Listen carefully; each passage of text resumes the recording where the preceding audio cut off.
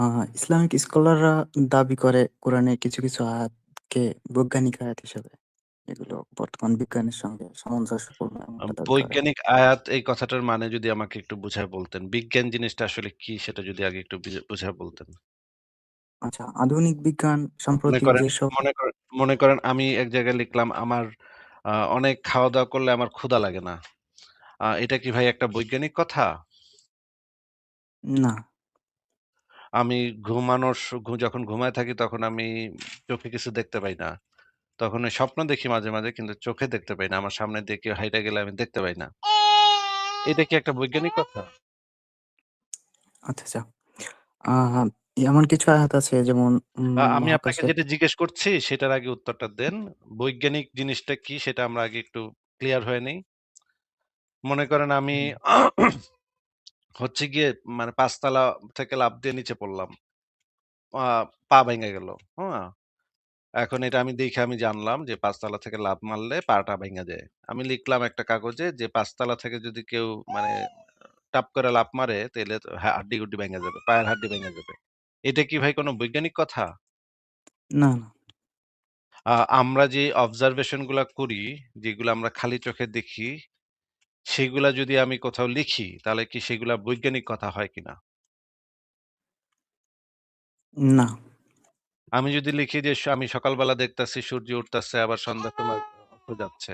এটা কি ভাই কোনো বৈজ্ঞানিক কথা? না। তাহলে বৈজ্ঞানিক কথা হতে হলে কি থাকতে হয়? কি সেই জিনিসটা থাকতে হয় যে জিনিসটা থাকলে আমরা সেই একটা কথাকে বৈজ্ঞানিক কথা বলতে পারি?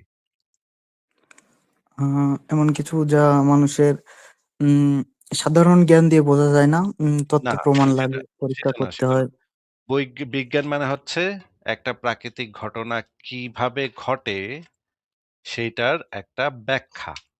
একটা আচ্ছা, প্রাকৃতিক ঘটনা কিভাবে ঘটে সেটার একটা যৌক্তিক ব্যাখ্যা, পরীক্ষালব্ধ ব্যাখ্যা। যেমন আমরা যদি বলি যে ২ টা আ একটা হালকা পাথর আর একটা ভারী পাথর ২ টাকে যদি আমরা একসাথে উপর থেকে ফেলে দেই, বা ধরেন যে আমরা যদি আ একটি পাখির পানির পালক অথবা হ্যাঁ, পাখির তুলা পালক আর একটা পাথরকে যদি আমরা একসাথে ফেলে দিই তাহলে ২ টা আ বিজ্ঞানীরা বলতেছে ২ টা একই সাথে চলবে। যদি কোনো জি, বায়ু না সম্পর্কে। থাকে তাহলে যদি ঘর্ষণটা না থাকে মানে বাতাসে যদি সেটা না হয় তাহলে সেটা ২ টা যদি একই বায়ু প্রবাহ-টবাহ এগুলো যদি সব একরকম থাকে তাহলে ২ টা একই সাথে পড়বে। কিন্তু আমরা সাধারণভাবে ভাবতাম যে মনে হয় ভারী পাথরটা মনে হয় আগে পড়বে। কিন্তু জি, আসলে ২ টা একসাথে পড়বে। এই জিনিসটা যখন একজন মানুষ বলেছে এবং সেই জিনিসটাকে ব্যাখ্যা করেছে কেন এই ২ টা একই সাথে পড়বে, ওই যে মহাকর্ষ ত্বরণের কারণে সেটার উপর জি, এপ্লাই হবে। এই জিনিসটা যখন ব্যাখ্যা করেছে কেউ একজন যখন এই জিনিসটা ব্যাখ্যা করেছে, সেই ব্যাখ্যাটা হচ্ছে বিজ্ঞান। সেই ব্যাখ্যাটা হচ্ছে বৈজ্ঞানিক জ্ঞান।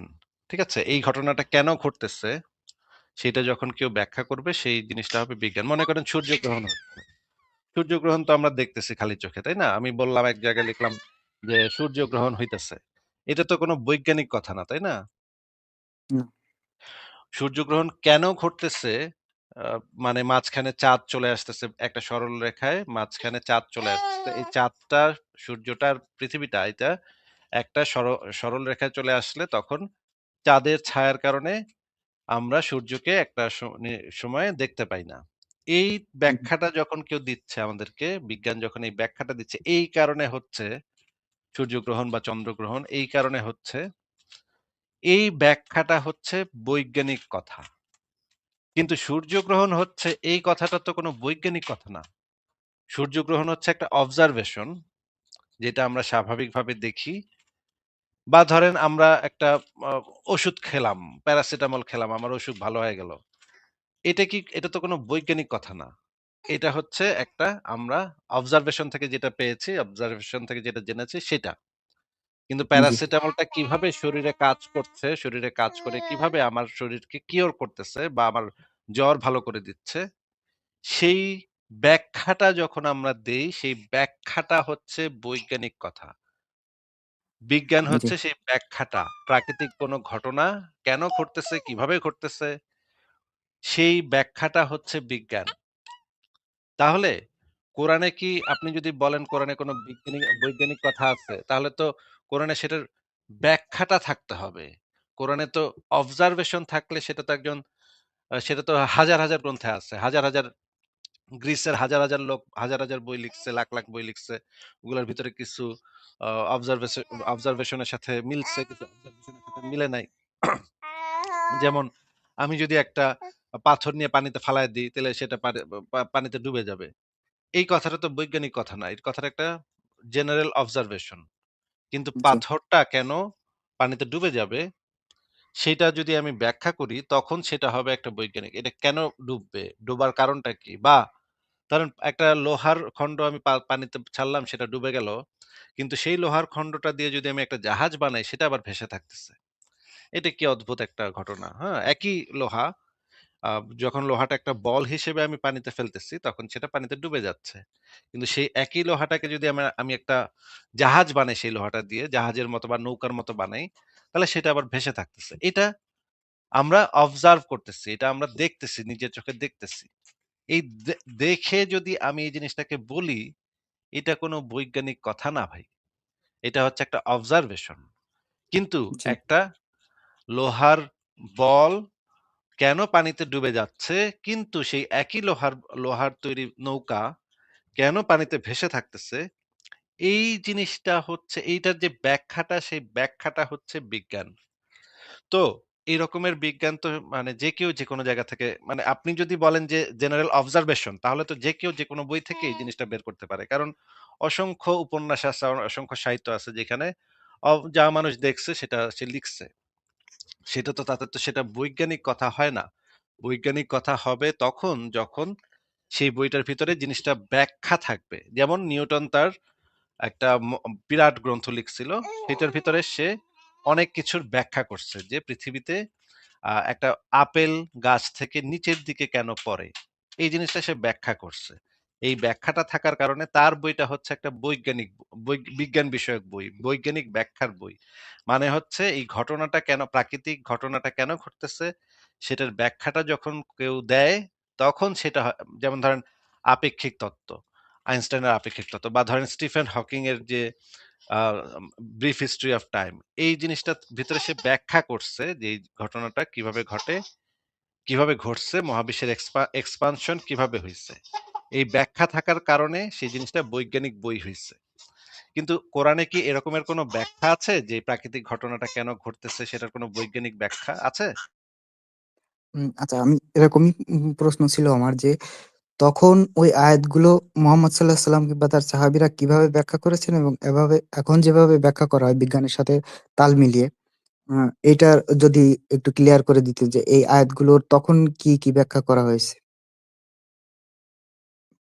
তখন আমি কি, কি কি ব্যাখ্যা করা হয়েছে সেটা কি আপনি তাফসীর গ্রন্থগুলা একটু পড়েছেন? পড়ে দেখেছেন যে সেই সময়ে সাহাবীরা কিভাবে জিনিসটাকে কোনো একটা মানে ধরেন একটা কিছু লেখা আছে। আচ্ছা, একটা উদাহরণ হিসেবে আপনি যদি আমাদেরকে বলেন যে কোন জি, জিনিসটা নিয়ে আচ্ছা। আমরা আলোচনা আমি করতে পারি, তাহলে আমরা একটু প্রিসাইজলি আলোচনা করতে পারি। যেমন ধরেন আমি আপনাকে অপশন দিচ্ছি। যেমন ধরেন এই যে কোরআনে বলা আছে ২ সমুদ্রের পানি এক হয় না, মেশে না।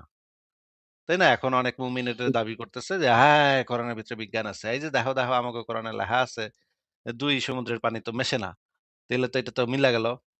তাইলে তো আমরা কোরআন জিতা গেল। কোরআন তো মানে পায়া গেল। এখন এই যে ২ সমুদ্রের পানি মেশানো, এই আয়াতটা তো আপনি পড়ছেন, তাই না? জি, এটা নিয়ে কি আপনি কথা বলবেন? জি। আমি কথা আচ্ছা, বলব না, আপনি বলবেন। আমি তো বর্তমান যে তারা যে নদীর সঙ্গে কিংবা সমুদ্রের সঙ্গে তুলনা করে এটা মোটামুটি শুনছি। কিন্তু তখন মুহাম্মদ এটা তো এটার আপনি কি ব্যাখ্যা শুনছেন তো করছে? যে এই ধরনের কথাবার্তা এরা বলে, হুজুররা বলে, ওয়াজে-টোয়াজে এই ধরনের কথাবার্তা তো শুনছেন নাকি? জি। তখন এটার কি আচ্ছা, ব্যাখ্যা করা হয়েছে? তাফসীর গ্রন্থ যেহেতু আপনি পড়ছেন, আপনি যদি বলতেন তাইলে ভালো হইতো। আচ্ছা, আমরা আগে একটু দেখি যে এই বিষয়ে হুজুররা কি বলে, আগে এটা একটু শুনে নিই। বিজ্ঞানীরা নাকি গবেষণা করে বের করছে। এটা আমরা একটু শুনি আগে। মিজানুর রহমান আজহারীর বক্তব্য শুনি, হ্যাঁ? শোনেন আগে। আবার আল্লাহ বললেন পানির মধ্যে আমি অনেক ক্যাটাগরি করেছি। পানির মধ্যে কিছু আছে মিঠা পানি, যেটা খেলে আমাদের হৃদয় ঠান্ডা হয়ে যায়। আবার পানির মধ্যে কিছু আছে লোনা পানি, যেটা মুখে তোলা যায় না, ঠিক কিনা? হাদা আযবুন ফুরাত ওয়া হাদা মিলহুন উজাজ। একটা লোনা পানি, একটা মিঠা পানি। দুই সাগরের পানি দুই দিক দিয়ে বয়ে যায়, মাঝখানে অদৃশ্য দেয়াল দিয়ে দিল কে? মারাজাল বাহরাইনি ইয়ালতাকিয়ান বাইনাহুমা বারযাখুন লা ইয়াবগিয়ান ফাবিআইয়ি আলাই রাব্বিকুমা তুকাযযিবান। লোনা পানির সাগর, মিঠা পানির সাগর বয়ে যায়, মাঝখানে অদৃশ্য দেয়াল, একটা পানি আরেকটার সাথে মিশে না, ঠিক কি না? আচ্ছা, আমরা শুনলাম কোরআনে যেটা বলা আছে ২ মানে মিঠা পানি এবং লোনা পানি মেশে না। আচ্ছা, ঠিক আছে, তাফসীর গ্রন্থ থেকে কোরআনের আয়াতটা আগে একটু দেখি যে এখানে কোরআনের আয়াতে কি বলা আছে। কোরআনে এই বিষয়ে ৩ টা আয়াত আছে। একটা হচ্ছে সূরা ফুরকানের ৫৩ নম্বর আয়াত এবং সূরা আর-রহমানের ১৯ এবং ২০ নম্বর আয়াত। এটার যদি আমরা আল বায়ান ফাউন্ডেশনের অনুবাদটা পড়ি তাহলে এখানে যেটা পাওয়া যায়, তিনি ২ টি সাগরকে একসাথে প্রবাহিত করেছেন। একটি সুপেয় সুস্বাদু, অপরটি লবণাক্ত ক্ষার বিশিষ্ট, এবং তিনি এতদুভয়ের মাঝখানে একটি অন্তরায় বা একটি অনতিক্রম্য সীমানা স্থাপন করেছেন। এবং জি। পরের আয়াতে সূরা রহমানের ১৯-২০ আয়াত যেটা আছে, তিনি ২ টি সমুদ্রকে প্রবাহিত করেন যারা পরস্পর মিলিত হয়। আরেকটা আয়াতে বলা আছে উভয়ের মধ্যে রয়েছে এক আড়াল যা তারা অতিক্রম করতে পারে না। এবার আমরা দেখি যে এটার তাফসীর গ্রন্থে কি লেখা আছে। এটার তো তাফসীরে কি বলা আছে আমরা একটু দেখি। ইবনে কাসিরের তাফসীর দেখতেছি। তাফসীর মানে কি আপনি জানেন তো কনশাস এনার্জি ভাই? জি। তাফসীর হচ্ছে ওই যে আর্লি যুগের যারা সালাফরা মানে সাহাবীরা, মুহাম্মদ এবং তার সাহাবীরা এরা এই বিষয়ে কি বলেছেন সেগুলা এই যে ইবনে কাসিরের তাফসীরের ভিতরে মোটামুটি সেগুলা সব থাকে। তো এখানে আমরা দেখি যে আ সূরা ফুরকানের যে এখানে বলা হচ্ছে একটু পড়েন তো ভাই এখানে কি লেখা? আর তিনি উহা আম এখান থেকে পড়বো? আর তিনি উহাদের মাঝে অর্থাৎ লবণাক্ত সুমিষ্ট সাগর ও নদী যাত্রার মাঝে আবরণ ও মজবুত অন্তরায় সৃষ্টি করিয়াছেন। এটা? হ্যাঁ, হ্যাঁ, পড়েন, পড়েন। যেন একটির পানি অপরের সহিত মিশ্রিত না মিশ্রিত না হইতে পারে। হইতে পারে। আচ্ছা। যেমন আহ অন্যত্র ঈর্ষাদ হইয়াছে। হ্যাঁ, আল্লাহ তাআলা ২ টি হুম, হুম, পড়েন, পড়েন। আল্লাহ তাআলা ২ টি সম্মিলিত সাগরকে প্রবাহিত করিয়াছেন। উহাদের মাঝে রহিয়াছে একটি প্রতিবন্ধক, যেন উহারা পরস্পরে তাহাদের স্বীয় সীমা অতিক্রম না করে। হুম, হুম। লালটুক পড়েন, লালটুক পড়ে যান। নাকি সেই মহান সত্তা যিনি জমিনকে আবাসস্থল করিয়াছেন এবং উহার মাঝে নদী-নালা সৃষ্টি করিয়াছেন, উহার উপর পাহাড়ও প্রতিষ্ঠিত করিয়াছেন, আর ২ সমুদ্রের মাঝে অন্তরায় সৃষ্টি করিয়াছেন। আচ্ছা, খুবই ভালো পড়েছেন। ঠিক আছে, এবার দেখি ওই যে ওই সূরা আর-রহমানের আয়াতটা দেখি এখানে কি ইবনে আব্বাস কি বলেছেন দেখি। ইবনে আব্বাস হচ্ছে মুহাম্মদের মানে খুবই আত্মীয় এবং ঘনিষ্ঠ সাহাবী। সবচাইতে বড় আ মুফাসসির মানে কোরআনের ব্যাখ্যাকারক হচ্ছে ইবনে আব্বাস। ইবনে আব্বাস কি বলেছে একটু পড়েন। ইবনে আব্বাস রাদিয়াল্লাহু তাআলা বলেন, আয়াতে অর্থাৎ প্রবাহিত করিয়াছেন। এর ব্যাখ্যায় ইবনে যায়েদ রাহমাতুল্লাহ বলেন, আল্লাহ তাআলা ২ দরিয়ার মধ্যে অন্তরাল সৃষ্টি করিয়া একটির সহিত আরেকটির মিলিত হওয়ার পথ বন্ধ করিয়া দিয়াছেন। হুম, তারপরে ২ সমুদ্র দ্বারা উদ্দেশ্য হইল ২ সমুদ্র দ্বারা উদ্দেশ্য হইল মিঠা পানির সমুদ্র ও লবণাক্ত পানির সমুদ্র। এই ২ সমুদ্র পাশাপাশি প্রবহমান হওয়া সত্ত্বেও একটির লবণাক্ত পানি অপরটির মিঠা পানির সহিত মিশিয়া বা মিঠা পানি লবণাক্ত পানির সহিত মিশিয়া একটি অপরটির স্বাদ বিনষ্ট করিতে পারে না। ২ এর মধ্যে রহিয়াছে এমন একটি অন্তরাল যাহা কেউই অতিক্রম করিতে পারে না। প্রত্যেকই আচ্ছা। আপন, আপন সীমানায় প্রবাহিত। আচ্ছা, আমরা কোরআনের দাবিটা মোটামুটি শুনলাম যে কোরআনে বলা আছে যে মিঠা পানি এবং লবণাক্ত পানি কখনো মিশ্রিত হইতে পারে না। আল্লাহ পাক এই ২ টার মাঝখানে একটা দেয়াল তৈরি অদৃশ্য দেয়াল তৈরি করে দিছে, যেই দেয়ালটা একজন আরেকজনকে অতিক্রম করতে পারে না। মানে মিশ্রিত হইতে পারে না। এটিই তো কোরআনে জি, বলা এবং তাফসিরে বলা এবং হুজুরের মুখে আমরা শুনলাম এই জিনিসটাই কোরআনের দাবি। এখন আপনি আমাদেরকে একটু বলেন তো যে বাংলাদেশে তো বাংলাদেশের ম্যাপটা তো আপনি দেখছেন, তাই না ভাই? জি। বাংলাদেশের ম্যাপে কি আপনি দেখছেন যে যে মানে নদীগুলা থেকে পানি সমুদ্রে গিয়ে পড়ে? আ সমুদ্রে গিয়ে মোহনায় যখন যায় তখন সমুদ্রে গিয়ে পড়ার সময় আ পানি কি মিশ্রিত হয় নাকি মিশ্রিত হয় না? যদি আমি এটা ভালো জানি না। তবে যদি ২ টার ঘনত্বের পার্থক্য থাকে তাইলে মিশ্রিত হবে না। ঘনত্বের পার্থক্য থাকলে অবশ্যই মিশ্রিত হবে। কিন্তু একটু সময় লাগবে। কিন্তু অবশ্যই মিশ্রিত হবে। মিশ্রিত হবে না এইটা তো কোনোভাবেই সম্ভব না। এইটা কোনোভাবেই সম্ভব না যে মিশ্রিত হবে না। আ ২ টা আচ্ছা। আমি আচ্ছা, একটা ব্যাখ্যা দেখছিলাম যে না ভিন্ন আমরা ঘনত্ব না আমরা ChatGPT, Gemini এগুলাকেও জিজ্ঞেস করব। ভেরিফাই করে নিব আমাদের তথ্যটা। আমরা মানে যেমন মুখের প্রবাল কথা গ্রাফের এস্টুয়ারি। মুখের কথা তো বলব না। ওইটা দিয়ে পরীক্ষাও করে নিব। যদি ২ টার ঘনত্ব ভিন্ন থাকে, লবণের পরিমাণ ভিন্ন থাকে তাহলে সময় একটু বেশি লাগতে পারে। কিন্তু কোনো নদী-নালার ভিতরে কখনো এরকম কিছু নাই। হাজার, হাজার লিটার পানি প্রতিদিন সমুদ্রে গিয়ে পড়তেছে এবং সেই সমুদ্রের পানিতে পড়ে সেই পানিগুলা লবণাক্ত পানিতে পরিণত হইতেছে এবং জোয়ার ভাটার সময় যেটা হইতেছে, জোয়ার ভাটার সময় সমুদ্রের যে লবণাক্ত পানি যখন আ জোয়ার হয় তখন লবণাক্ত পানিটা সমুদ্র উপকূলবর্তী অঞ্চলে ঢুকে পড়ে। সমুদ্র উপকূলবর্তী অঞ্চলে ঢুকে পড়ে তখন আ নদীর পানি তখন লবণাক্ত হয়ে যায়। এইটা বাংলাদেশে খুবই কমন এটা এবং সুন্দরবন যেই জায়গাটা আছে আমাদের যে সুন্দরবন, সেই আমি আপনাকে ম্যাপটা একটু বের করে দেখাচ্ছি। যে সুন্দরবন যে জায়গাটা আছে সেই সুন্দরবনের অনেকগুলা গাছ আছে এরকম যে গাছগুলা হচ্ছে এমন যে এই লবণাক্ত এবং মিঠা পানি ২ টার মিশ্রিত যেই পানিটা সেই পানিটা দিয়ে ওদের ওই গাছগুলা বেঁচে থাকে। মানে ওই গাছটার জীবন ধারণের জন্য এই আ আ দাঁড়ান আমি আরেকটা শেয়ার দিচ্ছি। আ বাংলাদেশের ম্যাপটা আমি একটু নিয়ে আসি। বাংলাদেশের ম্যাপটা দেখলে আপনি আরো ভালো বুঝতে পারবেন। আমি বাংলাদেশের ম্যাপটা এটা ম্যাপ বাংলাদেশের ম্যাপ দেখতে পাচ্ছেন স্ক্রিনে? জি, এইখানে এই যে দেখেন কতগুলা নদী থেকে এই পানিগুলা গিয়ে সমুদ্রে আ কয়েক হাজার বছর ধরে তো এই পানিগুলা এই সমুদ্রে আসতেছে, তাই না ভাই? জি। সমুদ্রে গিয়ে মানে স্রোতধারাটা সমুদ্রে গিয়ে মিলিত হইতেছে। আচ্ছা, যদি এরকম হইতো যে মিঠা পানি আর লবণাক্ত পানি না মিশ্রিত হয় না, তাহলে তো বঙ্গোপসাগরটা এতদিনে মিঠা পানির সমুদ্রে পরিণত হওয়ার কথা। কারণ মিঠা পানি এত ফ্লোতে আসতেছে উপর থেকে। আপনি দেখতে পাচ্ছেন ভাই? যে মিঠা পানির ফ্লো এই যে এইখান থেকে আ যে আসতেছে জি, একদম বড় করে দিলাম। এই যে নদীগুলা থেকে যে মিঠা পানিগুলা গিয়ে সমুদ্রে গিয়ে মিশতেছে, জি। মেশার কারণে ২ টা মিক্স হয়ে যাচ্ছে। এইজন্য আর আমরা ট্র্যাক করতে পারতেছি না। কিন্তু যদি এরকম হইতো যে এটা মিশ্রিত হয় না, তাহলে তো হাজার, হাজার বছর ধরে এই যেই পরিমাণ পানি এখানে আসছে, এই পানিগুলা কি করত? পানিগুলা আচ্ছা দাঁড়ান এই এড দিতেছে অনেক। ওভারফ্লো হয়ে যাইত জমিনে, মানে স্থলভাগে ছড়িয়ে পড়তো। না, বন্যার সৃষ্টি পানির হতো। এই যে বঙ্গোপসাগরটা পুরাটা হয়ে যেত। বঙ্গোপসাগরটা পুরা আ আ মিঠা পানির পরিণত হইতো। তাই না ভাই? পুরা বঙ্গোপসাগরটা মিঠা পানিতে পরিণত হইতো না এতদিনে? বঙ্গোপসাগরের পানি যেহেতু লবণাক্ত, মিঠা পানি তো ওইটার সঙ্গে মেশার কথা না। কোরআন অনুসারে তো মেশার কথা না, তাই না? জি, তাহলে এই যে নদী থেকে যে পানিগুলা মিঠা পানিগুলা আসতেছে, সেই পানিটা তো লবণাক্ত পানিকে ঠেইলা তার জায়গাটা দখল করে ফেলতো। হ্যাঁ। তাই না? তাহলে তো অথবা বঙ্গোপসাগরের যে বন্যার সৃষ্টি হতো লবণাক্ততা আমাদের। সেটা তো এখন আমরা দেখতে পাইতাম না।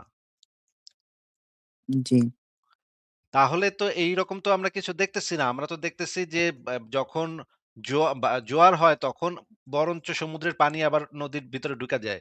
এই যে মানে এই খুলনা থেকে শুরু করে এই পটুয়াখালী এই অঞ্চলগুলার মাটিগুলা লবণাক্ত মাটি। এটা আপনি জানেন যে ওই মানে সমুদ্র উপকূলবর্তী অঞ্চলগুলার মাটিগুলা লবণাক্ত মাটি ওখানে ফসল ভালো হয় না? জি, জি। ওখানকার পানিও লবণাক্ত। ওখানকার পানিও খানিকটা লবণাক্ত। একেবারে সমুদ্রের পানির মতো লবণাক্ত না, কিন্তু খানিকটা লবণাক্ত। যত আপনি সমুদ্রের দিকে যাবেন তত পানির ভিতরে লবণাক্ততার পরিমাণটা বাড়তে থাকবে। তাহলে তো মিশ্রিত তো হইতেছে। মিশ্রিত না হইলে আপনি যত সমুদ্রের দিকে যাচ্ছেন তত পানি লবণাক্ত হচ্ছে। এটা কিভাবে সম্ভব? হুম। একটু উত্তরটা দেন কিন্তু ভাই। কিছু তো এক্সেপশন আছে, বাস্তবে আছে অবশ্য। না, কোনো এক্ষেত্রে এক্সেপশন কি নেই। হচ্ছে? কোনো এক্সেপশন নাই। নাসা থেকে এই ভিডিওটা আমি নাসা থেকে নিয়েছি। এটা হচ্ছে নাসার একটা অফিসিয়াল আ ভিডিও। এই যে উপরে বাম দিকে দেখতে পাবেন আপনি নাসার একটা লোগো আছে। নাসা লোগোটা দেখা যাচ্ছে বাম দিকে? জি, নাসা যেটা করেছে পৃথিবীর সমুদ্রগুলাতে ছোট কিছু আ রোবট একদম সূক্ষ্ম কিছু রোবটের মতো সেগুলা ফেলে দিচ্ছে। সেগুলা হচ্ছে জিপিএস আ সিগন্যাল পাঠায় স্যাটেলাইটে। অত্যন্ত ক্ষুদ্র এগুলা। এগুলার কাজ হচ্ছে জিপিএস সিগন্যাল পাঠানো যে সে এখন কোন জায়গাটাতে আছে সেটা যেন উপর থেকে ট্র্যাক করা যায়। নাসা এরকম অসংখ্য ছোট, ছোট ক্ষুদ্র কণা সমুদ্রের ভিতরে ছেড়ে দিচ্ছে এবং এই ক্ষুদ্র কণাগুলা এখন সারা পৃথিবীর বিভিন্ন সমুদ্রে এখনো ঘুরে বেড়াচ্ছে। আমি এই ভিডিওটা অন করতেছি, আপনি একটু দেখেন যে এইটা হচ্ছে নাসা এখন উপর থেকে দেখতেছে যে সমুদ্রের স্রোত কোথা থেকে কোথায় যাচ্ছে সেটা এখন নাসা খুব সুন্দরভাবে ট্র্যাক করতে পারতেছে।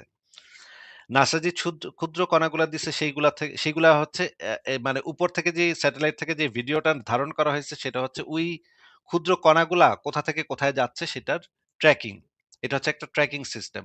দেখেন পৃথিবীর সমস্ত সমুদ্রে পানিগুলা একটা আরেকটার সাথে মিশ্রিত হচ্ছে, একটা আরেকটার সাথে ফ্লো করতেছে, বায়ু প্রবাহের সাথে, সাথে এক জায়গা থেকে আরেক জায়গায় যাচ্ছে এবং কোন জায়গায় এমন কোন দেয়াল এখন পর্যন্ত পাওয়া যায় নাই যেখানে তারা মিশ্রিত হইতেছে না। সমস্ত জায়গাতে এটা মিশ্রিত হচ্ছে। এখন আপনি বলেন যে এটা মিশ্রিত হচ্ছে না, এই ধরনের উদ্ভট বাকওয়াজ এটা আপনি কিভাবে প্রুভ করবেন? আপনি বলতে চাচ্ছেন যে এমন কোনো জায়গা নাই যেখানে এমন অন্তরায়ের মতো মনে হয় যে ২ টা এরকম সমুদ্রের পানি কিংবা থাকা সম্ভব না। উম আমি সে অবশ্যই বলে সম্ভব না। দিয়েছি যে যদি ঘনত্ব ডিফারেন্স থাকে তাহলে মিশতে কিছুটা সময় লাগবে, অবশ্যই সময় লাগতে পারে। যেকোনো ধরনের পানি ২ টা পানি যদি একটার ভিতরে চিনি রাখেন, একটার ভিতরে যদি আপনি মানে নরমাল পানি রাখেন, ২ টাকে যদি মিশ্রিত করেন তাহলে একটু সময় লাগতে পারে কিন্তু একটা সময় সেটা মিশ্রিত হয়ে যাবে। পৃথিবীর এমন কোনো আল্লাহর বাপের বাপও নাই যে এই ২ টা ঠেকাইতে পারবে। আল্লাহর বাপেও আচ্ছা। এটা ঠেকাইতে পারবে না। উদাহরণ আচ্ছা, হিসেবে প্রবাল প্রাচীরকে কি প্রবাল প্রাচীরটা কি? এটা যদি ব্যাখ্যা করতেন। প্রবাল প্রাচীরের সাথে এই জিনিসের কোনো সম্পর্ক নাই ভাই। প্রবাল প্রাচীর ভিন্ন জিনিস। ঠিক আছে, এবার আমরা একটু ইসে দেখি বা জেমিনিকে জিজ্ঞেস করে দেখি যে এই বিষয়ে জেমিনি কি বলে? আ আমি তো এমন একটা ভিডিও দেখছি যে সমুদ্রের পানি হয়তো ২ টা সমুদ্রের পানি একসঙ্গে মিশতেছে না। সম্ভবত এরকম আপনি প্রশান্ত মহাসাগর এবং আটলান্টিক মহাসাগর। হুম। এরকম আপনি দেখতেই পারেন কিন্তু মানে এই ধরনের ভিডিও আপনি দেখতেই পারেন। কিন্তু এইটা কখনো সম্ভব না যে মিশ্রিত হবে না, মাঝখানে একটা দেয়াল আছে। আমি জেমিনিকে জিজ্ঞেস করি যে আ এই লেখাটি বৈজ্ঞানিকভাবে বিশ্লেষণ করো এবং এর সত্যতা যা যাচাই করো। তারপর আমি আমার লেখাটা লিঙ্ক দিচ্ছি। আমি থিংকিং মোড অন করে দেই। তারপর আমি আবারও জিজ্ঞেস করব যে মানে মিশ্রিত হয় নাকি মিশ্রিত হয় না। আবারও জিজ্ঞেস করব। ১ম এ এই লেখাটা তাকে বিশ্লেষণ করতে বলি। দেখি সে কি বলে।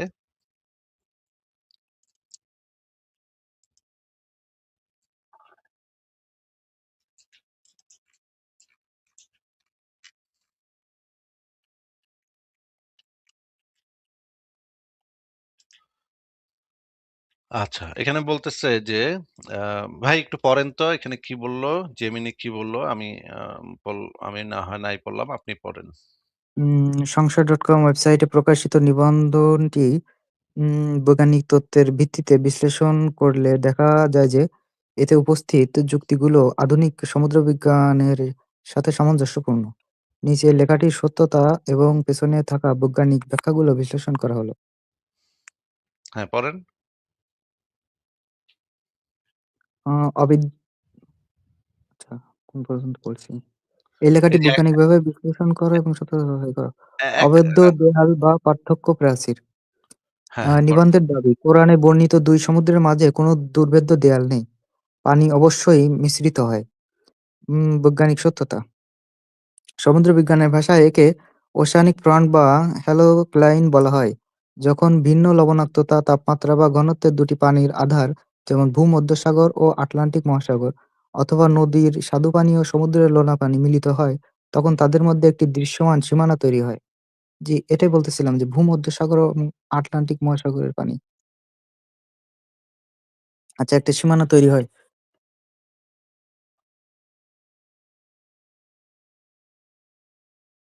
জি, তারপর? বিজ্ঞান অনুসারে ঘনত্বের পার্থক্য, পানির ঘনত্ব ও লবণাক্ততার পার্থক্যের কারণে এক ধরনের স্থিতিশীলতা তৈরি হয়, যা তৎক্ষণাৎ মিশ্রণ ঘটে। এই সীমানা কোনো স্থায়ী দেয়াল নয়, ব্যাপন আভ্যন্তরীণ তরঙ্গ এবং জোয়ার-ভাটার কারণে পানি এক স্তর থেকে অন্য স্তরে প্রবাহিত হয় এবং সময়ের সাথে, সাথে মিশে যায়। অর্থাৎ পানি মিশ্রিত হয় না, এই দাবিটি বৈজ্ঞানিক দৃষ্টিতে ভুল। ভূমধ্যসাগর এবং আটলান্টিক মহাসাগরের উদাহরণ। নিবন্ধের দাবি, জিব্রাল্টার প্রণালীতে ২ সমুদ্রের পানি মিশ্রিত হয় এবং এদের মধ্যে কোনো স্থায়ী বিভাজন নেই। বৈজ্ঞানিক সত্যতা। জিব্রাল্টার প্রণালীতে আটলান্টিক মহাসাগরের হালকা পানি উপর দিয়ে ভূমধ্যসাগরে প্রবেশ করে এবং ভূমধ্যসাগরের অধিক লবণাক্ত ভারী পানি নিচ দিয়ে আটলান্টিক মহাসাগরে বেরিয়ে যায়। এই আসা-যাওয়ার পথে তারা ব্যাপকভাবে মিশ্রিত হয়। এই পানির প্রবাহকে বলা হয় মেডিটেরিয়ান আউটফ্লো ওয়াটার। নাসা বা অন্য কোনো বৈজ্ঞানিক সংস্থা কখনোই বলেনি যে এই পানি কোনো অলৌকিক কারণে একে অপরের সাথে মিশে না। আচ্ছা। এখানে তো বলা আছে তারা ব্যাপকভাবে মিশ্রিত হয় নাকি? জি। আচ্ছা ঠিক আছে। এবার এবার আরো আচ্ছা, দেখি আরেকটু উদাহরণ দেখি আরেকটু পড়েন। উপরে ওঠান। ২ নাম্বারটা আরেকবার। আচ্ছা ২ নম্বরটা আরেকবার পড়েন। আরো উপরে উঠবো? জিব্রাল্টার প্রণালীতে আটলান্টিক মহাসাগরের হালকা পানি উপর দিয়ে ভূমধ্যসাগরে প্রবেশ করে এবং আচ্ছা, আচ্ছা। এটা ঘনত্বের কারণে যেটা হালকা সেটা উপর দিয়ে প্রবাহিত হয় এবং যেটার ঘনত্ব বেশি সেটা নিচ দিয়ে নিচে দিয়ে প্রবাহিত হয়। প্রবাহিত হয়। হ্যাঁ, যেটা কিন্তু লবণ উপর বেশি থেকে অধিক দেখে মনে হয় লবণাক্ত। যে একটা আরেকটার সঙ্গে মিশছে না। হ্যাঁ, যারা ওই যে নৌকা-টোকা চালায় তারা বহু হাজার, হাজার বছর আগে থেকে এই জিনিসটা দেখছে। দেখে তারা ভাবছে যে ২ টা পানি মেশে না। কিন্তু আসলে অবশ্যই তারা মেশে। তাদের একটু জি, সময় লাগে মিশতে, কিন্তু অবশ্যই তারা মেশে। না জি, মিশা আল্লাহর বাপেরও সাধ্য নাই এই ২ টারে আটকায় রাখে মিশানো। হুম? আল্লাহ যে কইছে জি, দেয়াল তৈরি করে দেয় অভেদ্য দেয়াল। অভেদ্য দেয়াল মানে সেটা কখনো ভেদ করা যায় না। অভেদ্য শব্দের মানেই হচ্ছে যেটা কখনো ভেদ করা যায় না। কিন্তু এই যে যেই জেনারেল অবজারভেশন হাজার, হাজার বছর আগের নাবিকেরা দেখেছিল, সেই হাজার, হাজার বছর আগের নাবিকদের জেনারেল অবজারভেশনটা কোরআনের ভেতরে আছে। এই জেনারেল অবজারভেশনটা সত্য না। আগেকার কালের মানুষ জি। এটা ভাবতো। ভাবতো বটে যে এই পানি মেশে না, কিন্তু সেটা আসলে বৈজ্ঞানিকভাবে মোটেও সত্য না। তারা একে অপরের সাথে এই আচ্ছা এবার আলাস্কা উপসাগর এবং এখানে দেখেন এখানে বলা হচ্ছে হুম। নিবন্ধের দাবি ভিডিও বা ছবিতে ভিডিও যে ভিন্ন ছবিতে রঙের যে হ্যাঁ, পড়েন, পড়েন। পানি দেখা যায় তা মূলত হিমবাহের গলা পানি, স্বাদু পানি ও সমুদ্রের লোনা পানির মিলনস্থল। বৈজ্ঞানিক সত্যতা। আপনি ইন্টারনেটে যে ছবিগুলো দেখেন যেখানে নীল ও ঘোলা পানি আলাদা দেখা যায় সেগুলো আসলে স্টোরাইন ফ্রন্টস। এটার মানে কি? আ এই এস্টুরাইন ফ্রন্ট এটার মানে ভাই আমিও জানি না ভাই। বলেন পড়েন হিমবাহ আপনি। থেকে আসা পানিতে প্রচুর খনিজ ও পলি থাকে, যার ফলে রঙের ও ঘনত্বের পার্থক্য স্পষ্টভাবে ফুটে ওঠে। এই পানিও দীর্ঘ সময় ধরে একে অপরের সাথে মিশে যায়। এটি কোনো চিরস্থায়ী বিভাজন নয়। ও আচ্ছা। প্রাচীন মানুষের পর্যবেক্ষণ বনাম বিজ্ঞান। এবার পড়েন এখান থেকে। প্রাচীনকালে মানুষ তাদের চক্ষুষ পর্যবেক্ষণ থেকে মনে করত যে পানি মিশছে না, যা বর্তমানে বিজ্ঞানের মাধ্যমে ভুল প্রমাণিত হয়েছে। বৈজ্ঞানিক সত্যতা, প্রাচীন নাবিকরা নদীর মোহনায় বা সমুদ্রের বিশেষ স্থানে পানির রঙের পার্থক্য দেখে সহজেই এ ধরনের সিদ্ধান্তে পৌঁছাতে পারতেন। কিন্তু আধুনিক বিজ্ঞান প্রমাণ করেছে যে পানির অণুগুলো নিরন্তর একে অপরের মধ্যে মিশছে। বিজ্ঞানের ভাষায় একে বলা হয় ডায়নামিক ইন্টারফেস। এটি কোনো অবাধ্য দেয়াল নয়, বরং একটি মিশ্রণ অঞ্চল। জি। Mixing zone. আচ্ছা উপসংহার পড়েন। উপসংহার ও সত্যতা যাচাই। নিবন্ধনটিতে বৈজ্ঞানিক তথ্যের কোনো বিকৃতি নেই। সমুদ্রবিজ্ঞানের প্রতিষ্ঠিত নীতিগুলো যেমন ঘনত্বের পার্থক্য, লবণাক্ততা ও পানির মিশ্রণ প্রক্রিয়া এতে সঠিকভাবে তুলে ধরা হয়েছে। আচ্ছা ঠিক আছে। এবার সারসংক্ষেপ পড়েন ভাই। সত্যতা, নিবন্ধটি বৈজ্ঞানিকভাবে সঠিক। যুক্তি, পানি চিরস্থায়ীভাবে আলাদা থাকে এ ধরনের একটি চাক্ষুষ বিভ্রম। প্রকৃতপক্ষে ভিন্ন প্রকৃতির পানি আধারগুলো একটি ধীর প্রক্রিয়ায় একে অপরের সাথে মিশ্রিত হয়। বারজাক বা দেয়াল বলতে যদি কোনো দুর্ভেদ্য বা অলৌকিক প্রাচীর বোঝানো হয়, তবে বিজ্ঞানে তার কোনো অস্তিত্ব নেই। এটি মূলত তরল পদার্থের ভৌত ধর্মের ফলাফল। আচ্ছা, এই মিশ্রিত আচ্ছা। হইতে যে টাইমটা লাগে এটা কি অনেক সময় লাগে? কয়েক আ বছর কিংবা এটা না কয়েক বছর লাগে না। এটা একেক মানে পরিমাণ পানির ইসের উপর নির্ভর করে। পানির পরিমাণটা কিরকম এবং লবণাক্ততার পরিমাণটা কিরকম। কিন্তু এটা কয়েক বছর লাগে না। একটু সময় লাগতে পারে। কিন্তু এটা যদি বিপুল পরিমাণ পানি হয় তাহলে তো সময় আরো বেশি লাগবে। লবণাক্ততার যদি পার্থক্যটা বিপুল হয় তাহলে একটু সময় বেশি লাগবে। কিন্তু এইটা সারা পুরা পৃথিবীর পানি আসলে একটা পানি। হ্যাঁ? সাগর হচ্ছে আসলে একটা। আমরা ওগুলাকে নাম দিচ্ছি আলাদা, আলাদাভাবে। যাই হোক কিন্তু কোরআনে কিন্তু এই দাবিটা নাই। আপনি যেটা বলতেছেন যে, এই যে বেশি সময় নাকি কম সময়ে সেই দাবিটা কিন্তু কোরআনে কিন্তু সেটা নাই। কোরআনে কিন্তু খুব স্ট্রেইট কাট একটা কথা বলে দেয়া আছে যে, মেশে না, দুর্ভেদ্য দেয়াল আছে। আমরা আবারও একটু দেখি কোরআনের আয়াতগুলো আমরা একটু দেখি।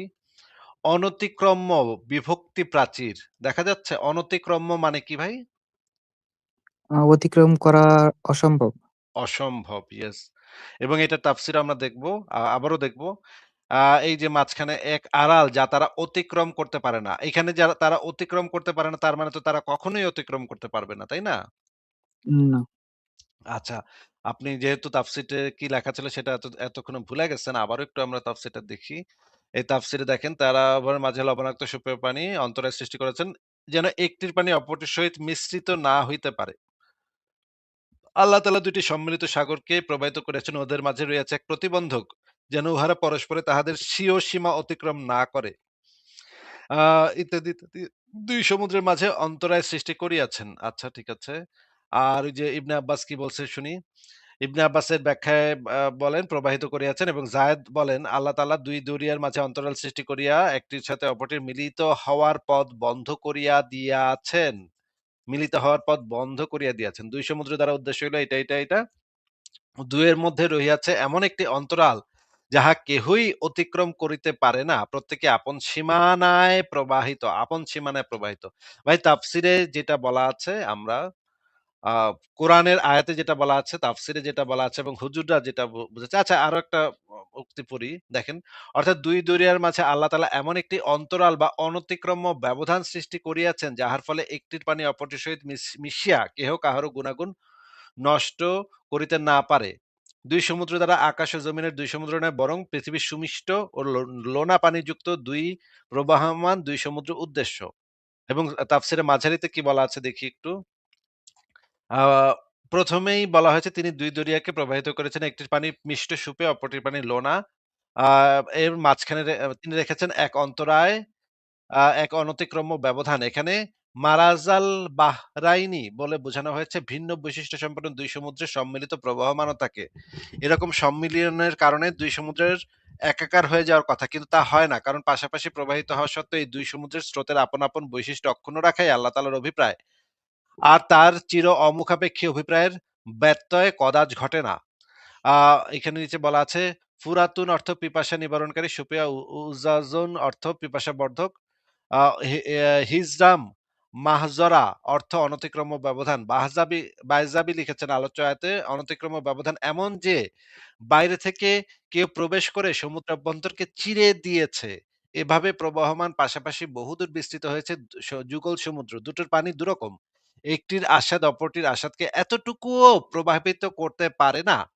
কোন আলেম বলেছেন সুপেয় পানির দরিয়া দ্বারা বোঝানো হয়েছে নীল, ফোরাত ইত্যাদি মিঠা পানির নদীকে। আর ইত্যাদিকে অনতিক্রম্য ব্যবধান বলে বোঝানো হয়েছে তাদের নদী এবং সমুদ্রের মাঝে অবস্থিত দোয়াব অঞ্চলকে। এবং আমরা আবারও এই জিনিসটা একটু দেখে নিই। মিজানুর রহমান আজহারী কি বলে শুনি। আবার আল্লাহ বললেন পানির মধ্যে আমি অনেক ক্যাটাগরি করেছি। পানির মধ্যে কিছু আছে মিঠা পানি, যেটা খেলে আমাদের হৃদয় ঠান্ডা হয়ে যায়। আবার পানির মধ্যে কিছু আছে লোনা পানি, যেটা মুখে তোলা যায় না, ঠিক কিনা? হাদা আযবুন ফুরাত ওয়া হাদা একটা লোনা পানি, একটা মিঠা পানি। দুই সাগরের পানি দুই দিক দিয়ে বয়ে যায়, মাঝখানে অদৃশ্য দেয়াল দিয়ে দিল কে? মারজান ইয়ালতাকিয়ান বাইনাহুমা বারযাখুন লা ইয়াবগিয়ান ফাবিআইয়ি আলাই রাব্বিকুমা তুকাযযিবান। লোনা পানির সাগর, মিঠা পানির সাগর বয়ে যায়, মাঝখানে অদৃশ্য দেয়াল, একটা পানি আরেকটার সাথে মিশে না, ঠিক কি না? আচ্ছা, কনসিয়াস এনার্জি আপনি কি পুরা জিনিসটা এবার দেখতে পেয়েছেন? ভালোভাবে বুঝতে পেরেছেন? জি, জি। এটা আ আ জি, কোরআনে তাহলে ভুল লেখা আছে আমি যেটা বুঝতে কোরআনে পারি। যেটা লেখা আছে সেটা কি সঠিক লেখা, বৈজ্ঞানিকভাবে সঠিক লেখা আছে নাকি ভুল লেখা আছে? একে তো ভুল কোরআনে লেখা কোনো আছে। ব্যাখ্যা কোরআনে কোনো ব্যাখ্যা কিছু দেয়া নাই। যেহেতু ব্যাখ্যা নাই সেহেতু এটা বৈজ্ঞানিক না। কিন্তু অবজারভেশন হিসেবেও যদি কোরআনটাকে ধরি, তাহলেও তো সেই অবজারভেশনটা বৈজ্ঞানিকভাবে ভুল প্রমাণিত নাকি? জি। আমি আপনাকে প্রত্যেকটা জিনিস বের করে দেখাইলাম।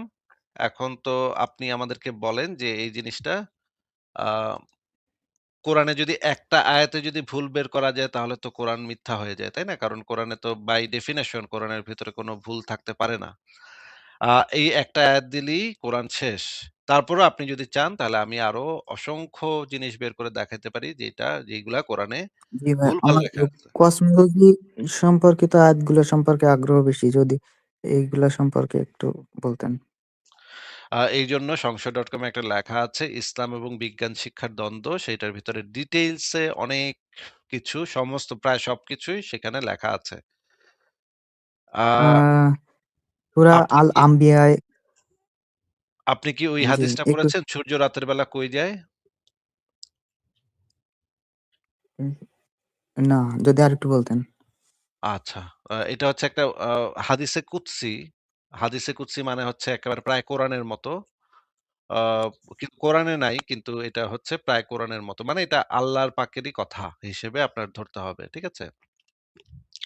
তো হাদিসে কুদসির ভিতরে লেখা আছে আ সূর্য রাতের বেলা কই যায় সে সম্পর্কে মোহাম্মদ খুব চমৎকার কিছু কথাবার্তা বলেছে। এটা বুখারী, মুসলিম সব জায়গাতেই আছে। অনেক হাদিস গ্রন্থের ভিতরেই আছে। আমরা একটু দেখি যে সূর্য রাতের বেলা কই যায় এই বিষয়ে আসলে কি বলা আছে। দেখেন, কোরআনে যেটা বলা আছে সূর্য পঙ্কিল জলাশয়ে অস্ত যায় এবং হাদিসে কোরআনেও এটা আছে। আমরা একটু হাদিসে যাই। হাদিসে এই জিনিসটা আরো ভালোভাবে বোঝা যাবে। দাঁড়ান সহিহ মুসলিমের হাদিসটা বের করি। সেখানে আরো খুব সুন্দরভাবে লেখা আছে। হ্যাঁ, এটা আপনি একটু পড়েন তো এই হাদিসটা। আ ইয়াহইয়া ইবনু আইয়ুব ও ইসহাক ইবনে ইব্রাহিম আবু যার থেকে বর্ণনা করেন যে, তিনি বলেন, একদিন নবী সাল্লাল্লাহু আলাইহি সাল্লাম বলেন, "তোমরা কি জানো এ সূর্য কোথায় যায়?" সাহাবীগণ বললেন, "আল্লাহ তাআলার রাসূলই ভালো জানেন।" তিনি বললেন, "এ সূর্য চলতে থাকে এবং আল্লাহ তাআলার আরশের নিচে অবস্থিত তার অবস্থান স্থলে যায়। সেখানে সে সিজদারত হয়ে পড়ে থাকে। শেষে যখন তাকে বলা হয়, ওঠো এবং যেখান থেকে এসেছিলে সেখানে ফিরে যাও, অনন্তর সে ফিরে আসে এবং নির্ধারিত উদয়স্থল দিয়ে উদিত হয়। কি তা আবার চলতে থাকে এবং আরশের নিচে অবস্থিত তার আচ্ছা, অবস্থানস্থলে যায়। ঠিক আছে। এ ঠিক আছে বুঝতে জি, পেরেছি। এই যে এখানে এই জিনিসটা বলা হচ্ছে যে সে আবার চলতে থাকে আরশে মানে রাতের বেলা সূর্যটা আসলে আল্লাহর আরশের নিচে গিয়ে সিজদা অবনত হয়ে পড়ে থাকে। সকালবেলা আবার যদি আল্লাহ যখন বলে যে, "আচ্ছা যাহ ওঠ এখন উইঠা যা আবার ওঠ গিয়া।" তখন আবার সেটা উদয় স্থানে এসে উদিত হয়। এই জিনিসটাই তো এখানে বলা আছে, আচ্ছা। তাই না? তখন কি মানুষ জানতো না যে সূর্য আসলে ডুবে যায় না? যখন এক জায়গায় মনে হয় ডুবে গেছে তখন পৃথিবীর অন্যান্য স্থান থেকে না। দেখা যায়? পৃথিবী যে গোলাকৃতি সেটা মোহাম্মদও জানতো না, মোহাম্মদের আল্লাহ পাকও জানতো না। এই কারণে তারা ২ জনই বলছে যে পৃথিবী সমতল। কোরআনের ভিতরে পৃথিবীকে সমতল বলা হয়েছে। আমি সেটা আপনাকে একটু পরে বের করে দেখাবো। সমতল যে কোরআনে যে পৃথিবীকে সমতল ফ্ল্যাট আর্থ সেই সময় ফ্ল্যাট আর্থই ছিল সবচাইতে প্রমিনেন্ট আ ব মানে মতবাদ। ঠিক আছে? থেইলিস আ গ্রিক বিজ্ঞানী থেলিস যেই জিনিসটা প্রস্তাব করেছিল সেইটা ছিল পৃথিবীর সবচাইতে প্রমিনেন্ট মতবাদ। যে পৃথিবী হচ্ছে ফ্ল্যাট, পৃথিবী হচ্ছে সমতল। কোরআনে অসংখ্য জায়গাতে পৃথিবীকে সমতল বলা হয়েছে। জি। এবং সেখানে এবং এই তারা ভাবতো সেই সময়ের মানুষ ভাবতো যে ওরা বুঝতো না যে এই যে সূর্য যে উঠতেছে পূর্ব দিক থেকে উইঠা পশ্চিম দিকে যাচ্ছে, আবার হারায় যাচ্ছে এটা যাইতেছে কোথায়?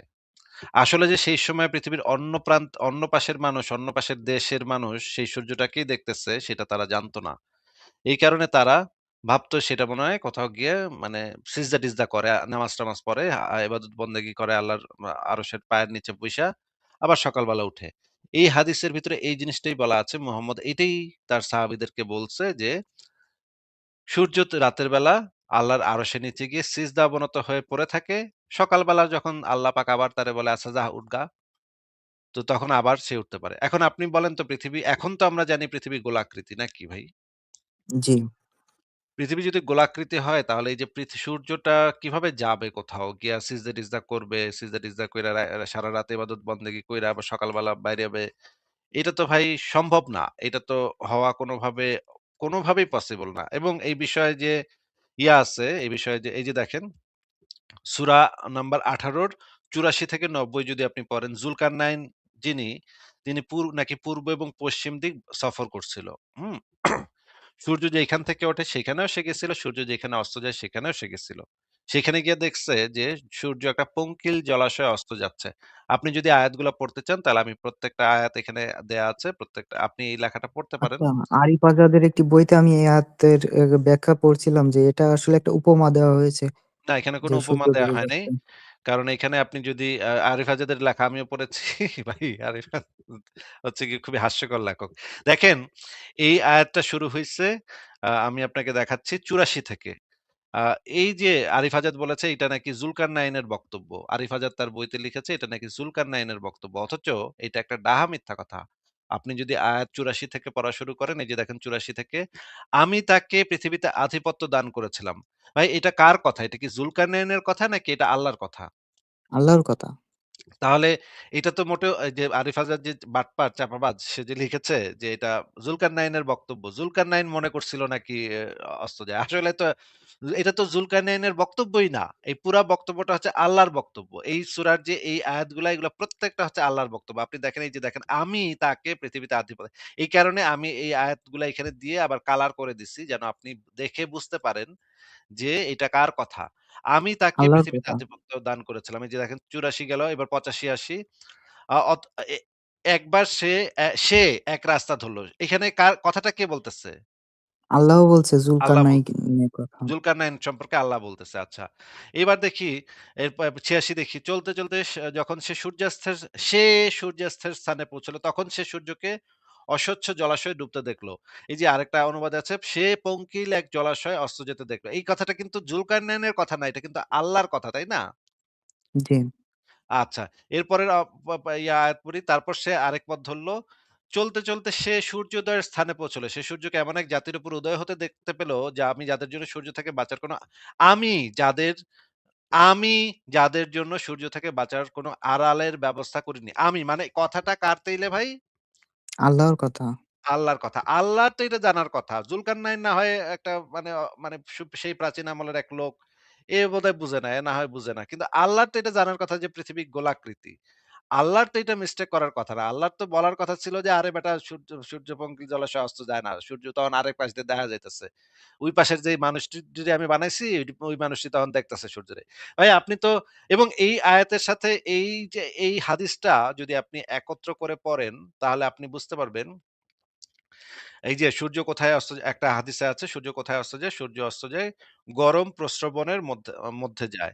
আরেকটা সহিহ বুখারীর ২৯৭২ নম্বরে আছে আবু যরকে মুহাম্মদ বলতেছে, "তুমি কি জানো সূর্য কোথায় যায়?" আমি বললাম, "আল্লাহ ও তার রাসূলই ভালো জানেন।" তিনি বললেন, "তার যেতে, যেতে আরশের নিচে গিয়ে সিজদায় পড়ে যায়। অতঃপর সে পুনঃ উদিত হওয়ার অনুমতি চায় এবং তাকে অনুমতি দেওয়া হয়।" এখন আপনি একটু বলেন তো যে সূর্য কি আসলে আল্টিমেটলি কখনো কোথাও যায় নাকি সূর্যটা আ আমরা দেখা আমাদের যায়। অপর প্রান্তে যায় পৃথিবীর অপর প্রান্তে যে মানুষেরা থাকে তারা দেখতে পায় সূর্যটাকে। জি। তাহলে তো এই যে আয়াতে যে জিনিসটা বলা আছে সম্পূর্ণভাবে গাঁজাখুরি, সম্পূর্ণভাবে ভুল। এইটার কোনো বাস্তবতা নাই। এটা কি আপনি বুঝতে পারছেন নাকি বুঝতে পারছেন না? জি, বুঝতে পারছি।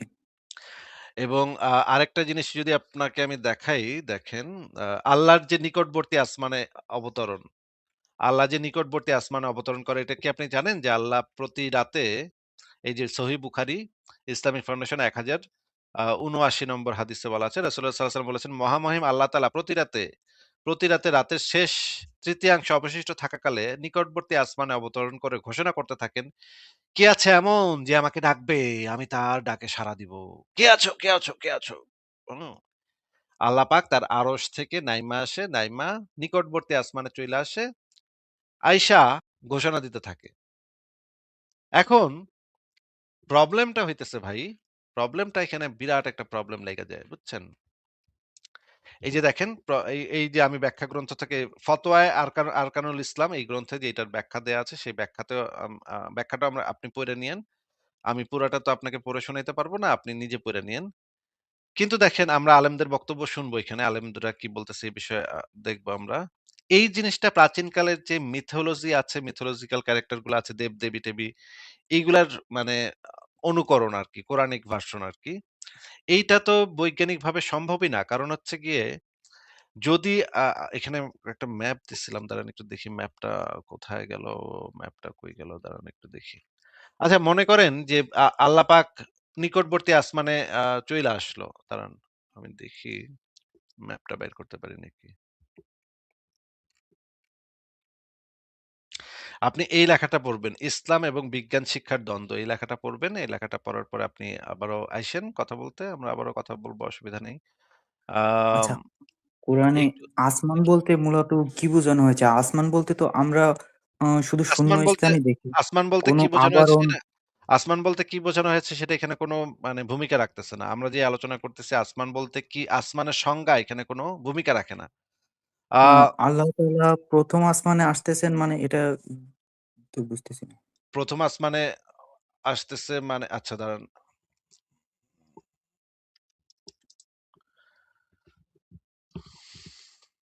এই সেই প্রাচীনকালের মানুষের ধারণা ছিল যে আসমান ৭ টা ভাগে ভাগ করা। সেই ৭ টা ভাগের এই যে আমরা যেই আকাশ দেখি সেই আকাশটা হইতেছে ১ম আসমান। আল্লাহ পাক যদি সেই আসমানের ভিতরে ঢুইকা যায়, তাহলে যে প্রবলেমটা হবে যে আল্লাহ পাক মানে পৃথিবীতে ঘুরতেছে, তাই না ভাই? জি, তাহলে আল্লাহ পাকের তো কখনোই আর মানে ফেরত যাওয়ার কোনো উপায় নাই। কারণ পৃথিবীতে কোনো না কোনো জায়গাতে এই মুহূর্তে এই মুহূর্তে ওই রাতের শেষ তৃতীয়াংশের ১ ভাগ। মানে আমি যেটা বোঝাতে চাচ্ছি যে ও আচ্ছা, আচ্ছা। জি, জি, এই যে পৃথিবীতে এভাবে ঘুরতেছে, তাই না ভাই? জি।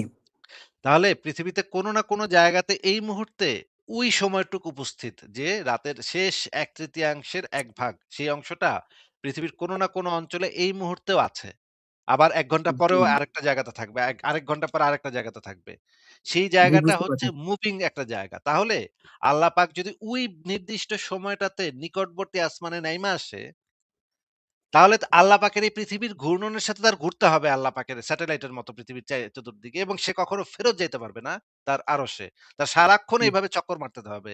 কারণ পৃথিবীর কোনো না কোনো জায়গাতে সেই সময়টাতে রাতের শেষ ১/৩ ১ ভাগ উপস্থিত। আচ্ছা আমরা আপনি আপনি যদি ভালোভাবে বুঝতে না পারেন এইজন্য হ্যাঁ, আমরা আমি যে বুঝতে পারছি জি। পৃথিবীতে যেহেতু সামগ্রিকভাবে কোথাও রাত থাকে না, কোথাও দিন থাকে না, সেহেতু আল্লাহ তাআলার সবসময়ই থাকতে হবে পৃথিবীকে ঘিরে। জি, বুঝতে সবসময় পারছি। পৃথিবীতে ঘিরে ঘুরতে থাকতে হবে আল্লাহ পাকের। আল্লাহ পাক কখনো ফেরত যেতে পারবে না। এটা হচ্ছে মস্ত বড় প্রবলেম। বিশ্বের সম্প্রসারণের আয়াতটা নিয়ে সবাই খুবই আলোচনা করে আছে। এটা যদি একটু ব্যাখ্যা করতেন। আচ্ছা ওইটা একটু পরে করি। আগে এটা একটু দেখে নেই। এই ভিডিওটা একটু দেখে নেই। দেখেন, হ্যাঁ? প্রশ্ন মধ্যরাতে আমি সাধারণ জ্ঞান থেকে যতটুকু বুঝি যে মহাবিশ্বের নিয়ে আসি আর বিগ ব্যাং হয়েছিল ১৪-১৩ এগুলো বিলিয়ন বছর আগে। আর আমাদের পৃথিবী বা জমিন বলতে যেটা বোঝানো হয়েছে সেটা সৃষ্টি হয়েছে মাত্র ৫৫০ কোটি বছর মতো আগে। তো হ্যাঁ, সেটা এই ঠিকই ২ টা বলেছেন। তো আলাদা করা ও এটা তো মিলছে মিলল না, না। মেলে না। হ্যাঁ, ঠিকই বলেছেন। আপনি একদম ঠিক বলেছেন। আমরা এই ভিডিওটা একটু দেখে নিই আগে, তারপর আমরা ওইটা নিয়ে আলোচনা করব। হ্যাঁ? এটা একটু দেখে নিই। প্রশ্ন আগে বলেছি এই প্রশ্নগুলি আমার মনে হয় না পড়ে ভালো, তবে সতর্ক করার জন্য পড়ে দেওয়া ভালো। আল্লাহ পাক রব্বুল আলামিন প্রথম আসমানে আসেন শেষ রাত্রে, রাতের ৩ ভাগ করে শেষ তৃতীয় অংশে আল্লাহ পাক রব্বুল আলামিন অবতরণ ইয়ানজিলু রাব্বুনা তাবারাকা ওয়া তাআলা কুল্লা লাইলাতিন ইলা সামাঈদ দুনিয়া হিনা ইয়াবকা সুলুসুল লাইল আখির। আল্লাহ পাক আসেন, কেমন করে আসেন? এটি হচ্ছে বিদআতীদের প্রশ্ন, এবং এই মর্মে ইমাম মালিক রহমতুল্লাহ আলাইহির কথা উল্লেখ করে দেওয়া যথেষ্ট। ৪ জন প্রখ্যাত ইমাম মালিক রহমতুল্লাহ আলাইহির উক্তি হচ্ছে আল ইস্তিওয়াউ মালুমুন, আল্লাহ আরশের সমাসীন যে আমাদের জানা। ওইরকম আল্লাহ পাক রব্বুল আলামিনের অবতরণ মালুম, জানা। আল্লাহ শেষ রাত্রে আসেন, এটা আমাদের জানা, আসেন। ওয়াল কাইফু মাজহুলুন, এর আসার ধরন, আল্লাহ পাকের যেমন আরশের সমাসীন হওয়ার ধরন অজানা, মাজহুল মানে জানা নাই, কেউ জানে না, জানানো হয়নি আমাদেরকে। তেমনি আল্লাহ পাকের অবতরণ, আল্লাহ পাক প্রথম আসমানে আসেন, এটা আমাদের অজানা, জানাননি আল্লাহ পাক রব্বুল আলামিন। সেই জানাতে যদি কল্যাণ থাকতো অবশ্যই জানাতেন, সেই জানা যদি প্রয়োজন থাকতো অবশ্যই জানাতেন। আল্লাহ পাক যার প্রয়োজন রয়েছে আমাদের দুনিয়া আখিরাতের কল্যাণের জন্য তাই জানিয়েছেন, আর যাতে কোনো মঙ্গল নেই, কল্যাণ নেই, তা জানাননি। এই ঈমান আমাদের থাকতে হবে। ওয়াসসাওয়ালু আনহু বিদআতুন, এই সম্পর্কে জিজ্ঞাসা করা, ধরন সম্পর্কে, আল্লাহ কেমন করে নেমে আসেন, আল্লাহ কেমন করে আরশে আছেন, আল্লাহর হাত কেমন, আল্লাহর চক্ষু কেমন, এটি হচ্ছে বিদআতি রাস্তা। যে বিদআত কুফরি রাস্তা খুলে, বিদআতের রাস্তা প্রথম খুলে, তারপর রাস্তা বড় হয়, তখন কুফরি রাস্তা খুলে, শয়তান এইভাবে জাহান্নামে নিয়ে যাবে মানুষকে। সওয়ালু আনহু বিদআতুন, জিজ্ঞাসা করা এই সম্পর্কে বিদআতের তরিকা, সাহাবায়ে কেরামদের তরিকা নয়। এইজন্য বিদআতের রাস্তা যে সাহাবায়ে কেরামদের সামনে আয়াতগুলি নাযিল হয়েছে। আচ্ছা আপনি নিশ্চয়ই বুঝতে পারছেন যে এই প্রশ্নগুলা করাই হচ্ছে ইসলামে হারাম, তাই না? জি। আচ্ছা, আরো শুনি দেখি। দেখেন, নবী করিম সাল্লাল্লাহু আলাইহি ওয়াসাল্লাম এই হাদিসগুলি পড়ে শুনিয়েছেন, সাহাবারা জিজ্ঞাসা করেন যে আল্লাহ কেমন ভাবে নামেন, আরশ সহ নামেন, এমনি নামেন, কেমন নামেন, জিজ্ঞাসা করেন আপনি কেমন মুসলমান, যে সাহাবায়ে কেরামের তরিকায় আপনি চলতে রাজি নন। ফাইন আমানু বিমিসলি মা আমানতুম বিহি, আল্লাহ পাক বলছেন সূরা বাকারা যে তারা যদি ঈমান নিয়ে আসে যেমন তোমরা ঈমান নিয়ে এসেছো হে সাহাবায়ে কেরাম, তাহলে সাহাবায়ে কেরামদের মতো যদি ঈমান হয় ফাকাদে তাহলে হিদায়াত পাবে, আর না হলে গুমরাহের অনেক রাস্তা খুলেছে, 73 ফিরকা হয়েছে, ওই সব ফিরকাতে ভর্তি হবে। যদি জামাতে থাকতে হয় নবী সাল্লাল্লাহু আলাইহি ওয়াসাল্লামের সাহাবায়ে কেরামের জামাতে, তাহলে সাহাবায়ে কেরামের আদর্শের উপর চলতে হবে। আর ওয়া ইনকারু কুফরুন, অস্বীকার করা আল্লাহ অবতরণ হয় না বা আল্লাহ আরশ নাই সর্বস্তরে বিরাজমান, সবকিছুতে বিরাজমান, এটি হচ্ছে কুফর। কে বলেছেন? ইমাম মালিক রাহমাতুল্লাহ বলেছেন। জিজ্ঞাসা করা, এটা সেটা জিজ্ঞাসা করা হচ্ছে বিদাতি রাস্তা, আর অস্বীকার করা হচ্ছে কুফরি। বিকৃত করা অর্থ, বিকৃত অন্য অর্থ নেওয়া, দূরের অর্থ নেওয়া, কাছের অর্থ বাদ দিয়ে, আরবির স্পষ্ট অর্থ বাদ দিয়ে, এটি হচ্ছে বিদাতের রাস্তা, গুমরাহির রাস্তা। এইভাবে অনেকে গুমরাহ হয়েছে। আমরা জানি রাতের শেষ তৃতীয়াংশে আল্লাহ তাআলা আরশ থেকে প্রথম আসমানে নেমে আসে বান্দাকে ডাকেন তার কাছ থেকে চাওয়ার জন্য। কিন্তু আমাদের অঞ্চলে যখন রাতের শেষ তৃতীয়াংশ হয়, তখন পৃথিবীর অনেক দেশে ওই সময় দিন হয়। তবে কি আল্লাহ তাআলা সব সময় প্রথম আসমানেই থাকেন? যেহেতু প্রথম আসমান একটি সুন্দর প্রশ্ন ভাইরা আমার, আল্লাহ রাব্বুল আলামিনকে আমাদের নিজেদের সাথে তুলনা করলে হবে না। আল্লাহকে আমাদের সাথে তুলনা করলে আপনি এক জায়গায় গেলে আরেক জায়গায় যাইতে পারেন না। আল্লাহকে আপনি সেটা মনে করছেন? আল্লাহ তো হাকিমুল হাকিমিন, আমরা তো সৃষ্টি, তিনি তো স্রষ্টা। আমাদের এখানে যখন ভোর রাত, পৃথিবীর অনেক দেশে, সৌদি আরবে তখন অন্য সময় হতে পারে, পারে কি পারে না? আমেরিকাতে তখন দিনের বেলা হতে পারে, সৌদি আরবে তখন দিনের বেলা হতে পারে। যেখানে যখন ভোর রাত হবে, আল্লাহ রাব্বুল আলামিনের ওই জায়গার মানুষের আকাশে নেমে আসাটা হবে। আল্লাহ তাআলা একই সঙ্গে অনেকগুলো অবস্থা তার হতে পারে, হাজার লাখ কোটি অগণিত অবস্থা হতে পারে, কারণ তিনি আল্লাহ আমাদের মতো না। লাইসা কামিথলিহি শাই, তার মতো আর কেউ না, তিনি আর কারোর মতো না। বলা আচ্ছা, এই মানে শায়েখ আহমদুল্লাহ বলল যে একই সাথে আল্লাহ বিভিন্ন জায়গাতে একই সাথে অবস্থান করতে পারে। তাহলে আমার নিকটবর্তী আসমানে আল্লাহ আছে, একটা আল্লাহ আছে, আবার ওই যে আরশের উপরেও আরেকটা আছে, আল্লাহ আছে, আবার ওই সৌদি আরবের মাথার উপরে আরেকটা আল্লাহ আছে নাকি?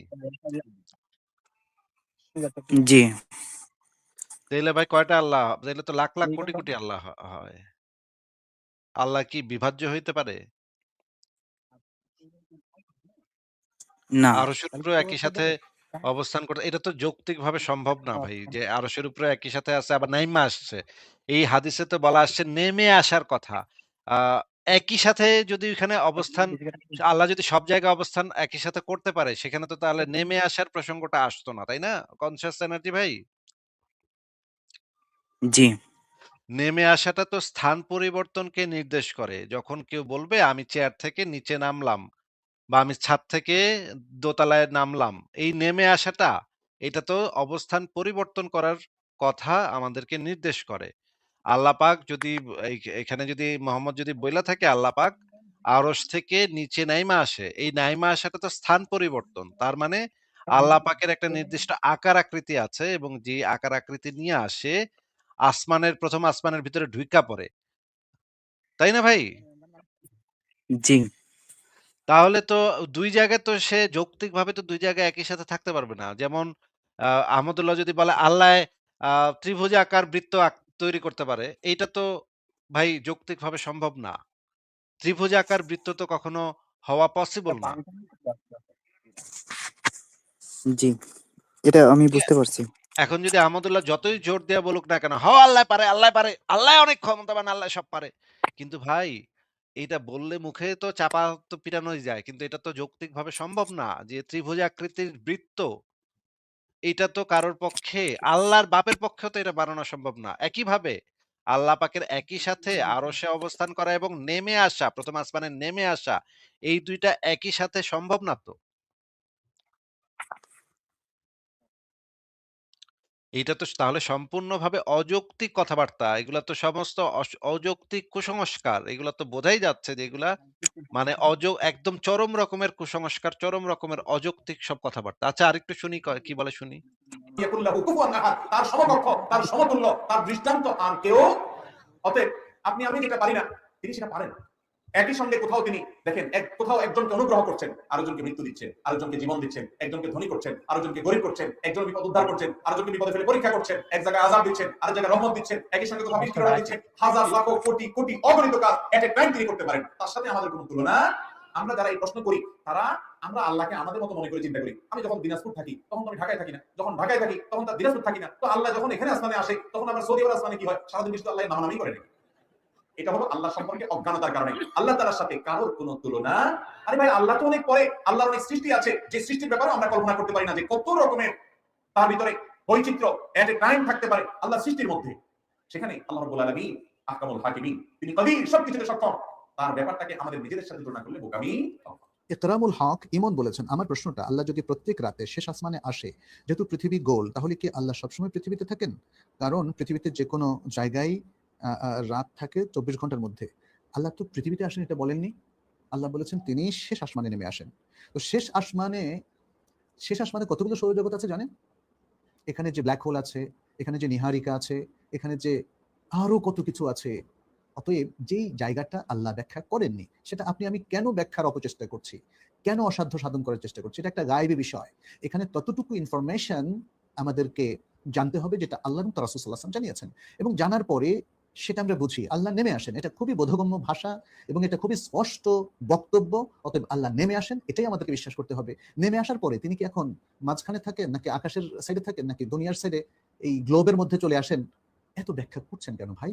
এই প্রশ্নগুলো করার কোনো অনুমতি নেই, এবং এগুলোকেই আমাদের সালাফে সালেহীন বেদাতি প্রশ্ন করেছেন। কারণ আল্লাহ গায়েব সম্পর্কে যতটুকু জানিয়েছেন তার অতিরিক্ত জানতে চাওয়া বা সেখানে নিজেদের চিন্তা, গবেষণা, ইজতিহাদ সেখানে ইনভেস্ট করা, এটা শরীয়তে জায়েজ নেই। আচ্ছা, আমি যে জিনিসটা দেখাবার সেই জিনিসটা তো দেখাইলাম। আপনি কতটুকু আপনি আরো এটা নিয়ে চিন্তা করেন এবং এই বিষয়ে ফতোয়ায়ে আরকানুল ইসলামে যে জিনিসটা লেখা আছে এই জিনিস নিয়ে চিন্তা ভাবনা করা যাবে না। এই জিনিস নিয়ে চিন্তা ভাবনা করা, এই জিনিস নিয়ে এই যে দেখেন এখানে লেখা আছে এই জিনিস নিয়ে উত্তরে আমরা বলব যে এই প্রশ্নটি কোনো সাহাবী করেননি। যদি প্রশ্নটি কোনো মুসলিমের অন্তরে হওয়ার সম্ভাবনা থাকতো তাহলে আল্লাহ ও তার রাসূল অবশ্যই তা বর্ণনা করতেন। আমরা বলব পৃথিবীর কোনো অংশে যতক্ষণ রাতের 1/3 থাকবে ততক্ষণ সেখানে আল্লাহর অবতরণের বিষয়টি নিশ্চিতভাবে বাস্তবায়িত হবে। রাত শেষ হয়ে গেলে তা শেষ হয়ে যাবে। তবে আল্লাহর অবতরণের ধরন আমরা জানি না। তার সঠিক জ্ঞানও আমাদের নেই। আর আমরা জানি আল্লাহর মতো আর কেউ নেই। আমাদের উচিত হবে আল্লাহর কিতাবের সামনে আত্মসমর্পণ করা এবং এ কথা বলা যে আমরা শুনলাম এবং ঈমান আনয়ন করলাম এবং অনুসরণ করলাম। এটাই আমাদের করণীয়। মানে হচ্ছে আপনার অন্ধভাবে এই জিনিসটা বিশ্বাস করতে হবে। আপনি বুঝেন কি না বুঝেন, এটা যৌক্তিক হোক কি অযৌক্তিক হোক, আপনার অন্ধভাবে বলদের মতো এটা বিশ্বাস করতে হবে। কনসিয়াস এনার্জি ভাই, আপনি কি এই পয়েন্টটা বুঝতে পেরেছেন? আনমিউট করে কথা বলতে হবে জি, কনসিয়াস। বুঝতে পারছি। তাহলে তো এই আমি রকমের কি ২ টা আয়াতের কথা বলতে পারি? এই রকমের অসংখ্য জিনিস তো আমি আ দেখাইতে পারি। টানা দেখায় যেতে পারি। আমি আগামী ৮-১০ ঘন্টা আমি টানা দেখায় যেতে পারি। কোরআনে, হাদিসে কোথায় কি, কি ভুল আছে সেটা আমি আগামী ৮-১০ ঘন্টা আমি টানা দেখায় যেতে পারি। আ আপনি যদি আ আমার ওই লেখাটা একটু আগে আমি পড়ে ২ টা আয়াতের কথা হ্যাঁ, বলতে বলেন। আচ্ছা চাচ্ছিলাম। বলেন। আচ্ছা বলেন। আ সূরা আল আম্বিয়ার ৩০ নম্বর আয়াত। আর ৩০ নম্বর কি আয়াত কাফেররা যেখানে দেখে না যে সম্প্রসারিত আকাশমণ্ডলীয় পৃথিবী সম্প্রসারিত হয়েছে। মিশেছিল? হ্যাঁ, অতঃপর আমরা উভয়কে পৃথক করেছি। হ্যাঁ। আর কিন্তু আরেকটা আয়াত হলো এটাও বৈজ্ঞানিকভাবে সূরা ভুল। আয-যারিয়াত। এটাও বৈজ্ঞানিকভাবে ভুল, যেটা আপনি একটু আগেই বলে দিয়েছেন যে পৃথিবী নামক গ্রহটার সেই প্রাথমিক সময়ে কোনো অস্তিত্বই ছিল না। প্রায় ৯ বিলিয়ন বছর পরে পৃথিবী নামক গ্রহটা অস্তিত্বে এসেছে। সেই যে আচ্ছা, মাঝখানে যে মানে ১৩.৭ আর ৫ প্রায় ৫ বিলিয়ন ৫.৫ বিলিয়ন বছর। এই ৪.৫ বিলিয়ন বছর।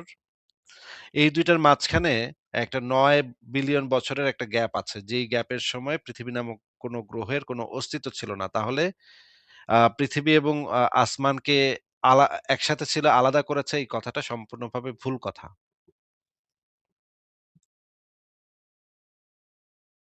কনশাস এনার্জি ভাই, আর কি কিছু আপনি বলবেন?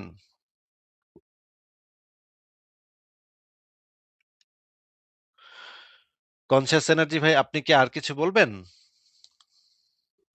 জি, এই যে সম্প্রসারণশীল এটার এই আয়াতটা যদি একটু বলতেন। সম্প্রসারণশীল এখানে বলা হয় নাই। যে জিনিসটা এখানে বলা হয়েছে যে সম্প্রসারণ করেছি। যে জি, জিনিসটা পৃথিবীর বহু প্রাচীন উপকথাতে একই জিনিস বলা আছে। যেমন হিন্দু ধর্মগ্রন্থে এই জিনিসটা বলা আছে। মানে বিশ্ব ব্রহ্মাণ্ড আগে খুব ছোট ছিল, সেটা টেনে বড় করছে। ব্রহ্ম ব্রহ্মাণ্ড শব্দটা আসছে ব্রহ্মের অণ্ড থেকে।